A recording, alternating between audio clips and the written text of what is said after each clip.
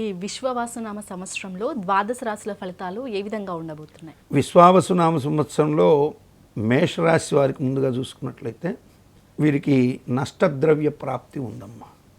ఏదైతే కోల్పోయిన ధనం, ఉద్యోగం, గృహం ఇటువంటివి తిరిగి పొందే అవకాశాలు ఉంటాయి.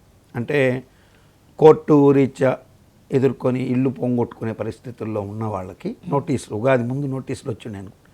ఉగాది తర్వాత సడన్గా అవి వీళ్ళకి డబ్బులు రావడము, లేదా కోర్టు వీళ్ళకి అనుకూలంగా తీర్పు ఇవ్వడము, ఇట్లాంటివి కొన్ని జరిగి వాళ్ళు నష్టద్రవ్యం అంటే ఆ ఇల్లుని మళ్ళీ తిరిగి పొందే రైట్స్ ఏర్పడడానికి ఆస్కారాలు ఏర్పడతాయి. ధనం ఎవరైతే కోల్పోయి ఆ నష్టద్రవ్యానికి కోర్టులో కేసులు వేసి ఉంటారో వాళ్ళకి మంచి జరిగే అవకాశాలు ఖచ్చితంగా ఉన్నాయి.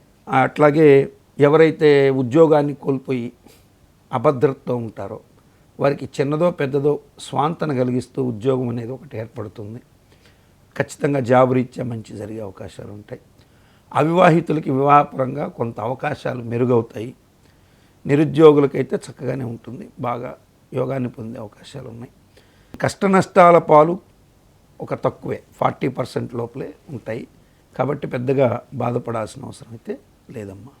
గురువుగారు, మరి మేషరాశి వారు ఇంకా మంచి ఫలితాలు సాధించడానికి ఎలాంటి పరిహారాలు ఉండాలి? గత 2.5 సంవత్సరంగా శని దృష్టి రాశి మీద నీచ దృష్టి ఉండడం చేత ఇప్పుడు నేను చెప్పినటువంటి చిన్న చిన్న ఆర్థికపరమైన ఇబ్బందులు, వ్యవస్థ ఇబ్బందులు ఎదుర్కొన్నారు. ఇందులో కొంతమంది వారి వారి వ్యక్తిగత జాతకాల రీత్యా బాగా మంచి ఫలితాలు పొందిన వాళ్ళు కూడా ఉన్నారు. శని పూర్వజన్మ కర్మస్థానం అయినటువంటి గురువు రాశి అయిన మీనంలోకి ప్రవేశిస్తున్నాడు. సో మీనంలోకి ఎప్పుడైతే ప్రవేశిస్తాడో ఇక్కడ వీళ్ళు ఖచ్చితంగా దశరథ ప్రోక్త శనీశ్వర స్తోత్రాన్ని ఉగాది నాడు, ఎందుకంటే సేనాని ఆయన సైన్యాన్ని ముందుండి నడిపించేవాడు. సేనాని అంటే రాజు సూర్యుడు కాబట్టి ఈ యొక్క పంచగ్రహ కూటమి ఒకటి ఏర్పడింది. చాలామంది దాన్ని షష్టగ్రహ కూటమి అంటున్నారు. యాక్చువల్గా ఇది పంచగ్రహ కూటమి.